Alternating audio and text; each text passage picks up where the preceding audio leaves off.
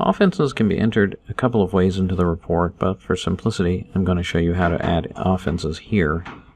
As you see, multiple offenses may be added into this list. Let's click the Insert button. You have a series of 3 tabs here. By default, the Offense Information tab is selected.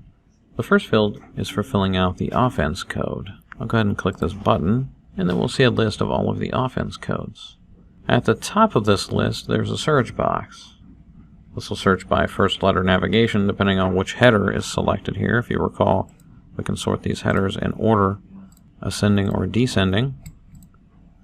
And then if I start typing something like larceny, you'll see it searches by the first letter. But if I was looking for this word from, I'll hit backspace here. You can see that search box is filling out here. Start typing from, it's not going to find that. So there's another optional way to find anything in there, and that's this offense description search, but it only searches this column. So now if I type the word minnows, I can see anything with the word minnows in it. Back to the top here, there's a drop-down list. You can search by all offense codes, state, local, or temporary. There are also radio buttons for all, traffic, and criminal. Depending on how you access this form, these buttons may not allow for selection. If you access this tab from the criminal report, the criminal button is selected and the list of offenses are only for criminal offenses. You may add traffic offenses under a citation, which we're going to go over in another video. The agency field allows you to select a different agency if you were logged into another one.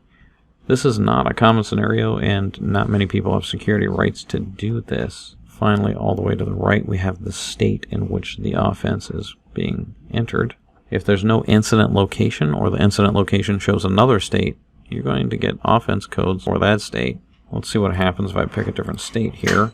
As you can see, we don't have anything listed in Oregon, and so I don't get anything. So if you're not seeing anything, or the offense codes look really odd, maybe the state is wrong or the incident location is wrong in your report. Let's choose larceny, and then I'm going to fist bump it. And now I'm back on the offense form. Moving to the right, there's a level option. This is felony misdemeanor. Next to that, there is a not reportable checkbox. This is for cases if we don't want to validate the offense code. That offense code will not be sent off to state statistics or the FBI statistics if this is checkmarked. Moving down here, we have the UCR code. I chose larceny specifically to demonstrate that there are different types of UCR codes for larceny. If there's only one UCR code, this will fill in automatically by default, but if there are multiple ones, you'll need to come in here and select which one applies to this particular situation. These are filtered out to only allow ones specifically allowed for that offense code, so grand larceny allows any of these types of larceny UCR codes. You may choose a crime against. There may be a one-to-many relationship between the offense and the crime against also, so for additional information about how to choose the proper crime against option here on this form, and most other data elements and reporting in general, you can refer to the ucr.fbi.gov/nibers_technical_specification.pdf for instructions on all of the data elements of what's allowed and not allowed when filling out an incident report.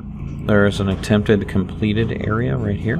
This is important for validating the report because if it's attempted versus committed, different data elements are required.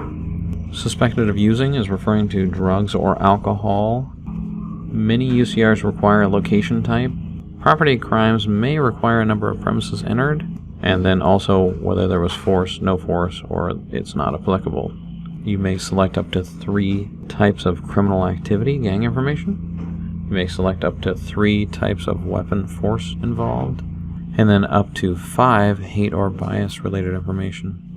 If this offense is domestic violence related, checking this box will add an additional tab to the top of the form here.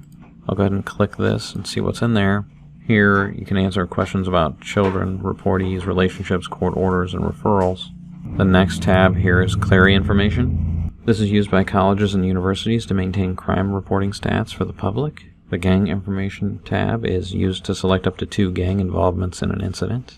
I'm going to go back to the offense information here and then uncheck mark this domestic violence related checkbox. And then I get a warning that says, by unchecking this checkbox, all domestic information will be lost. Are you sure you wish to continue? I'll go ahead and select yes.